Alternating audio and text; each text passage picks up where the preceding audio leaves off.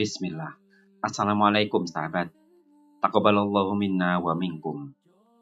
Saat ini sebagian besar warga Indonesia sedang mudik, baik yang muslim maupun selain muslim. Mudik, tradisi yang menjadi ikon lebaran. Bukan sekadar perjalanan fisik antara kota dan kampung halaman. Lebih dari itu, mudik memiliki makna yang mendalam dalam membentuk koneksi emosional dan sosial. Proses pulang kampung ini tidak hanya memberikan kesempatan untuk bertemu dengan keluarga dan sanak saudara, tetapi juga memperkuat ikatan batin yang telah terjalin selama bertahun-tahun. Dalam suasana kebersamaan yang penuh haru dan sukacita, mudik membawa manfaat yang tak ternilai dalam mempererat hubungan keluarga, memperbarui kenangan masa lalu, serta menumbuhkan rasa kebersamaan dan solidaritas di antara anggota keluarga. Silaturahim dengan keluarga dan kerabat memiliki dampak yang sangat positif dari sudut pandang psikologis. Momen tersebut memberikan kesempatan untuk mempererat ikatan emosional, membangun rasa kebersamaan, dan menguatkan hubungan sosial. Pertemuan dengan orang-orang yang kita cintai juga dapat memberikan rasa dukungan, keamanan, dan kenyamanan yang semuanya penting untuk kesejahteraan mental dan emosional kita. Selain itu, silaturahim juga menciptakan suasana yang penuh dengan kebahagiaan, kegembiraan, dan kenangan indah yang dapat meningkatkan mood dan mengurangi tingkat stres. Dengan demikian, melalui silaturahim saat Lebaran, kita tidak hanya merayakan momen yang berharga bersama orang-orang terdekat, tetapi juga memberikan kontribusi positif bagi kesejahteraan psikologis dan emosional kita. Sahabat, mari kita bahas lebih detail tentang pendapat beberapa pakar psikologi yang telah menyelidiki manfaat bertemu dengan orang yang disayangi.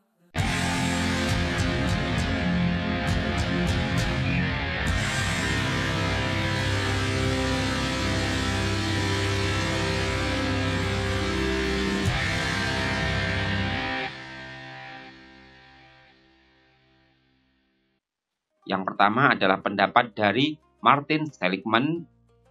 Sebagai salah satu tokoh terkemuka dalam psikologi positif, Seligman telah menggali konsep kebahagiaan, kesejahteraan, dan kepuasan hidup. Dalam karyanya, ia menekankan pentingnya hubungan sosial yang positif dalam meningkatkan kualitas hidup dan kesejahteraan mental. Seligman juga mempertimbangkan pentingnya pengalaman positif dan hubungan yang membangun sebagai faktor-faktor yang meningkatkan kebahagiaan seseorang.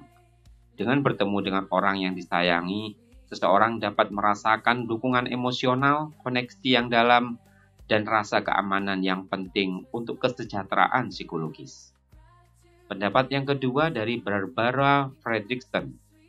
Sebagai peneliti terkemuka dalam bidang psikologi positif, Fredrickson telah memfokuskan penelitiannya pada peran emosi positif dalam meningkatkan kesejahteraan individu. Teori Broaden and Build yang dikembangkannya menunjukkan bahwa emosi positif seperti kasih sayang dan rasa terhubung dengan orang lain dapat memperluas pandangan dan pikiran seseorang serta memperkuat sumber daya psikologis mereka. Dengan bertemu dengan orang yang disayangi, seseorang dapat merasakan kebahagiaan, kehangatan, dan emosi positif lainnya yang memperkaya pengalaman hidup mereka. Pendapat ketiga dari John Gottman. Dikenal sebagai seorang ahli perkawinan dan hubungan, Gottman telah melakukan penelitian intensif tentang faktor-faktor yang membuat hubungan berkualitas dan tahan lama. Penelitiannya menyoroti pentingnya interaksi positif, dukungan emosional, dan saling pengertian dalam hubungan yang sehat. Bertemu dengan orang yang disayangi dapat memicu interaksi positif ini yang pada gilirannya meningkatkan kesejahteraan psikologis. Komunikasi yang terbuka, saling pengertian, dan rasa dukungan dari orang yang disayangi dapat memberikan perlindungan emosional dan meningkatkan rasa percaya diri individu. Yang ketiga, dari Edward Deci dan Richard Ryan. Dalam teori self-determination teorinya, Deci dan Ryan menekankan pentingnya motivasi intrinsik dan kebutuhan psikologis dasar dalam mencapai kesejahteraan individu. Salah satu kebutuhan dasar ini adalah kebutuhan akan hubungan antar pribadi yang bermakna dan kasih sayang. Bertemu dengan orang-orang yang disayangi dapat memenuhi kebutuhan ini dan memberikan dukungan sosial yang penting bagi kesejahteraan psikologis. Merasa dihargai, dicintai, dan diterima oleh orang lain merupakan aspek penting dari kesejahteraan psikologis yang dapat diperoleh dari interaksi dengan orang yang disayangi. Pendapat kelima dari Karen Horney. Dalam karya-karyanya tentang psikoanalisis, Horney menyoroti peran penting hubungan interpersonal dalam perkembangan kepribadian dan kesejahteraan mental. Ia menekankan bahwa hubungan yang sehat dan mendukung dapat membantu individu mengatasi konflik internal dan mencapai pertumbuhan psikologis yang positif.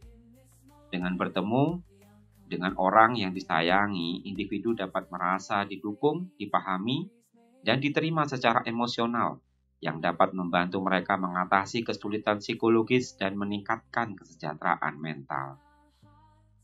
Yang keenam adalah pendapat dari Abraham Maslow. Dalam hierarki kebutuhannya, Maslow menempatkan kebutuhan sosial dan kasih sayang di tingkat yang tinggi dalam urutan kebutuhan manusia. Bertemu dengan orang yang disayangi dapat memenuhi kebutuhan akan afiliasi dan kasih sayang, yang merupakan aspek penting dari kesejahteraan psikologis individu. Hubungan yang hangat dan intim dengan orang yang disayangi dapat memberikan dukungan emosional yang penting bagi kesejahteraan psikologis seseorang. Yang ketujuh adalah pendapat dari Carl Rogers. Dalam pendekatannya terhadap terapi humanistik, Rogers menekankan pentingnya hubungan terapeutik yang hangat, penerimaan, dan empati antara klien dan terapis. Prinsip-prinsip ini juga berlaku dalam hubungan interpersonal yang lain. Bertemu dengan orang-orang yang disayangi dapat menciptakan lingkungan yang mendukung dan empatik yang berkontribusi pada kesejahteraan psikologis individu. Dengan merasa didengar, dipahami, dan diterima oleh orang yang disayangi, individu dapat merasa lebih nyaman dengan diri mereka sendiri dan mengatasi kesulitan psikologis dengan lebih baik. Yang kedelapan adalah pendapat dari Erik Erikson. Dalam teori perkembangan psikososialnya, Erikson menyoroti peran penting hubungan interpersonal dalam pencapaian tahap-tahap perkembangan yang sehat. Bertemu dengan orang-orang yang disayangi dapat membantu individu merasa didukung dan diterima, yang penting untuk mengatasi konflik perkembangan dan mencapai kesejahteraan psikologis. Melalui interaksi dengan orang yang disayangi, individu dapat memperoleh dukungan emosional, rasa keamanan, dan penghargaan yang penting untuk pertumbuhan psikologis yang positif. Semua pakar ini telah menyumbangkan pemahaman yang berharga tentang peran penting hubungan sosial yang positif dalam kesejahteraan psikologis individu. Dengan memahami manfaat bertemu dengan orang yang disayangi, kita dapat lebih memahami betapa pentingnya hubungan interpersonal yang sehat dalam mendukung kesejahteraan mental dan emosional kita. Dan ternyata proses mudik kita saat lebaran bukan sekedar hahihi berhura-hura, tapi sangat penting dan berpengaruh pada kehidupan dan kesejahteraan mental sosial kita yang lebih panjang dampak.